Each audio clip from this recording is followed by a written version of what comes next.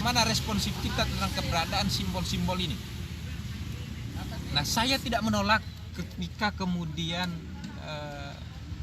itu menjadi salah satu simbol agama.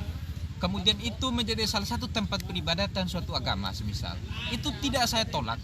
Tetapi sepanjang itu memenuhi syarat atau tidak.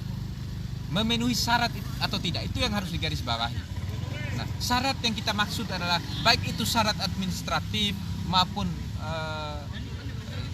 sesuai regulasi maupun syarat-syarat sosial yang harus terpenuhi. Nah, itu yang penting yang kemudian yang menjadi poin pertimbangan kita. Jadi intinya ya syaratnya terpenuhi apa enggak. Kalau saya mengatakannya begini, semisal orang ada bukan kita ya. Ketika ditafsirkan ini sebagai salah satu sarana peribadatan semisal, apakah memenuhi syarat? Dalam artian begini, ada enggak penganut agama itu di wilayah itu? Satu. Sehingga kemudian itu dipandang sebagai hal yang biasa. Ya, jadi ketika baru dikatakan saya hari ini menyampaikan ini menolak itu atas dasar intoleran, manakala kemudian di situ pada teritorial wilayah itu ada penganutnya, maka bolehlah kawan-kawan menafsirkan saya intoleran. Tetapi hari ini yang menjadi pertanyaan saya, terpenuhi tidak syarat-syarat itu? Manakala ini kita arahkan kaitan dengan administrasi negara, menjadi isu agama semisal, itu dibangun atas dasar simbol-simbol agama atau tempat peribadatan dan lain sebagainya.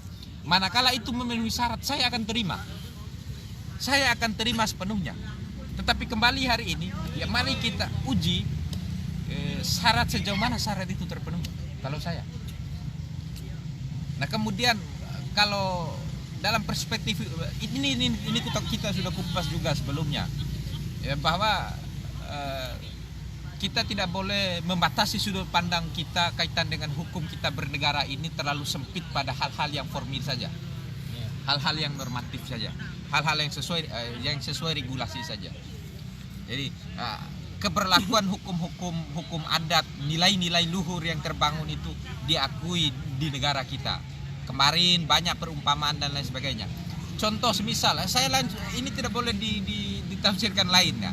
Saya tidak mau mengambil yang lain. Bali saja semisal. Jadi hal-hal yang semacam arak tuak itu kan hal biasa bagi mereka. Itu kan budaya. Padahal kan oplosan dan lain sebagainya dilarang. Nah, inilah salah satu bukti bahwa ada hukum-hukum dari nilai-nilai luhur dari suatu adat yang kemudian dibangun dan itu menjadi hukum kita. Maka sama hari ini. Maka sama. Jika memang masih ada nilai luhur yang kemudian masih hidup di Bima hari ini, termasuk kaitan dengan menolak keberadaan patung itu sebagai sebuah budaya, maka wajar dan tidak akan salah. Kalau saya menggunakan pendekatan itu. Jadi tidak boleh ditafsirkan serta-merta bahwa hukum kita ini hanya dalam konteks skripta. Tidak boleh begitu. Jadi hukum kita tidak boleh dipandang dalam konteks material saja, formil saja. Tidak, kalau saya ya semacam kemarin perumpamaannya sudah banyak. Semacam keberlakuan katakanlah pada konteks pemilu semisal di Papua. Nah itu kan diambil sampel bahwa pada pemilu tahun berapa itu ketika Prabowo dan Jokowi itu sebut saja kan begitu.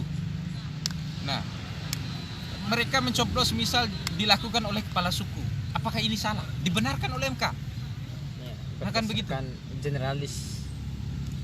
Ya, nah, apakah itu sesuai hukum-hukum tertulis, asas-asas pemilu, langsung umum bebas rahasia? Sesuai tidak? Langsung tidak? Umum tidak? Bebas tidak? Rahasia tidak? Tidak Pak. Itu diwakili oleh salah satu orang. Jadi pengambilan hak suara itu dengan sistem keterwakilan seperti itu, apakah ini salah? Apakah ini bertentangan dengan undang-undang? Apakah ini bertentangan dengan sistem hukum kita? Tidak, itu bagian dari sistem hukum kita. Ya sama, kalau saya memandang begitu Bung Dinas kaitan dengan persoalan itu. Coba kalau ini daerah ini menggunakan hak otonomnya dengan keberadaan